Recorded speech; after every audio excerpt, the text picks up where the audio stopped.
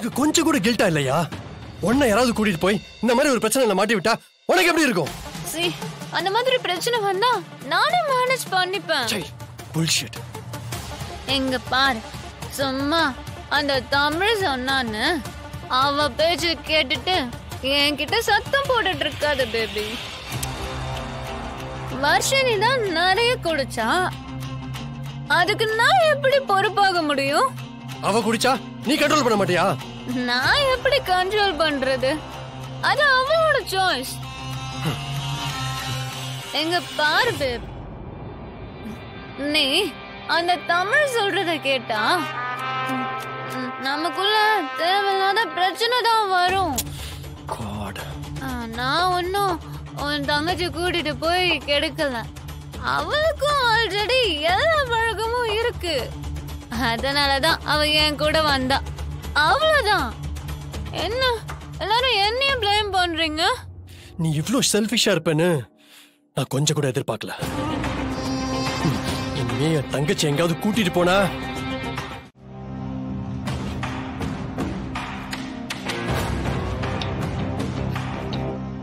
இந்த வீட்ல உனக்கு என்ன குறை?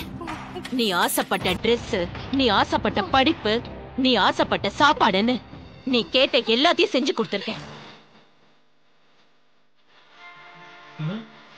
ஆனா அது எதுலயுமே இல்லாத சந்தோஷம் இந்த மாதிரி கேவலமான செயல்ல கிடைக்குதுன்னா உன்னோட வளர்ப்பே தப்பா இருக்குன்னு தான் அர்த்தம். உன் வளர்ப்புல என்னோட பங்கு இருக்கு வர்ஷினி.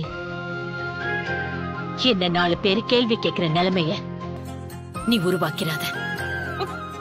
ஜனாமா, என்ன மன்னிச்சிருங்க ஜனாமா. நான் தெரியாம தப்பு பண்ணிட்டேன். எப்படி அழுகுறா பாரு. இனிமே சாகர வரைக்கும் நான் அந்த தப்பு பண்ண மாட்டேன். என்ன மன்னிச்சிருங்க ஜனாமா, என்ன மன்னிச்சிருங்க. அழாத அழாத இழந்துற. ஜனாமா, எப்போ இவ தப்பா உணர்ந்துட்டாலோ இனி அவ இந்த தப்ப பண்ண மாட்டா. மன்னிச்சிருங்க ஜனாமா.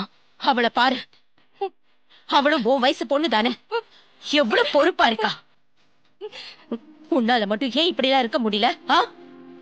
வர்ஷினி, நீ யாரு மாதிரியும் இருக்கணும்னு அவசியம் இல்ல. ஆனா கொஞ்சம் பொறுப்பாரு. நாம செய்யற நல்லதெல்லாம் எப்படி ஜனாமாவுக்கு நல்ல பேரை வாங்கி கொடுக்குமோ அதே மாதிரி நம்ம பண்ற சின்ன சின்ன கெட்ட விஷயம் கூட அவங்களுக்கு கெட்ட பேரு வாங்கி கொடுக்கும்.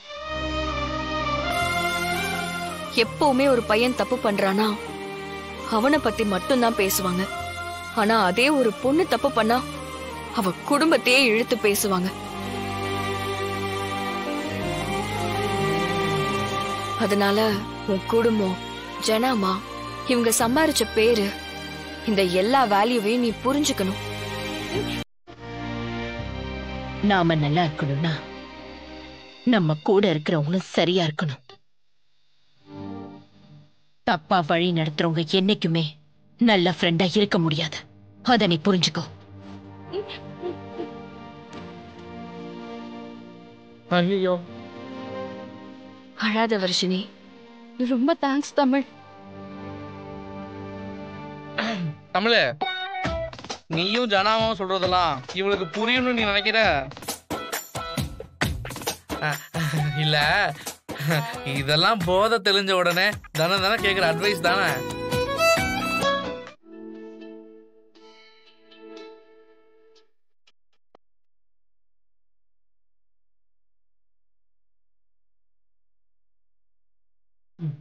சொல்லு. என்னம்மா? என்கிட்ட எதையும் சொல்லலாமா வேண்டாமான்னு தடுமாறிட்டு இருக்கு. அது எனக்கு புரியுது. சொல்லு.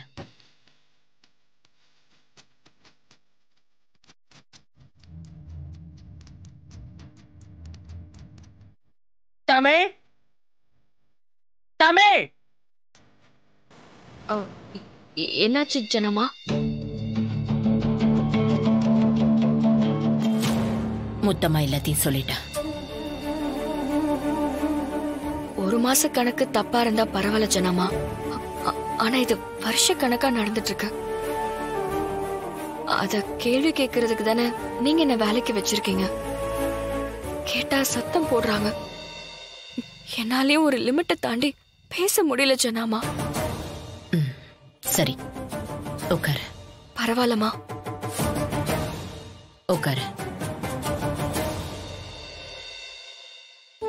எனக்கு இதெல்லாம் தெரியாம இருக்கும்னு நினைக்கிறியா தமிழ்? இத கூட கண்டுபிடிக்க தெரியாமலா நான் இவ்ளோ பெரிய பிசினஸ் நடத்திட்டு இருக்கேன்?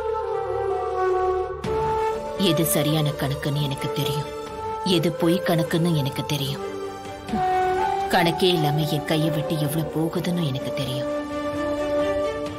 கத்திரிக்காய் விலையில இருந்து கச்சா எண்ணெய் விலை வரைக்கும் என் விரல் நுனில இருக்கும் தமிழ். அப்படிப்பட்ட என்னை ஏமாத்த முடியாது. அப்போ இதெல்லாம் உங்களுக்கு தெரிஞ்சுதான் நடக்குதா ஜனாமா?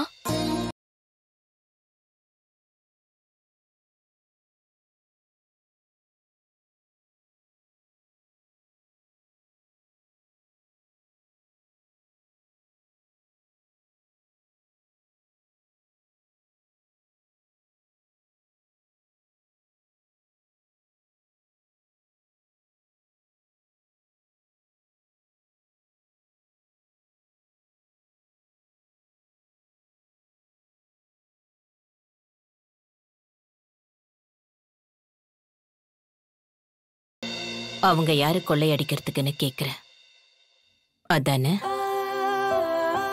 மீனா ஒரு வெள்ளந்திமா.